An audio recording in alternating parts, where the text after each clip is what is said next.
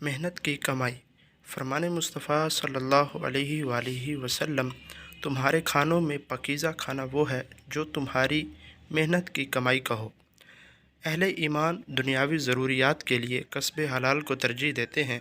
وہ ہر حال میں پاکیزہ اور حلال روزی کمانے کو ہی پسند کرتے ہیں، اور ایسے پاک لوگوں کے مال میں اللہ تعالیٰ خیر و برکت عطا فرماتا اور انہیں اطمینان قلب نصیب فرما دیتا ہے۔ ہادی عالم نبی رحمت صلی اللہ علیہ وآلہ وسلم نے محنت کرنے والوں کو جو جاں فشانی سے رزق حلال کماتے ہیں اللہ تعالیٰ کا دوست و محبوب قرار دیا ہے۔ محنت کشوں کے حقوق کو ان الفاظ سے سند عطا فرمائی: مزدور کی مزدوری اس کا پسینہ خشک ہونے سے پہلے ادا کرو۔ آپ صلی اللہ علیہ وآلہ وسلم نے ارشاد فرمایا: رزق حلال کی تلاش فرض عبادت کے بعد سب سے بڑا فرض ہے۔ اللہ کے نبی داؤد علیہ السلام اپنے ہاتھوں سے کما کے کھایا کرتے تھے۔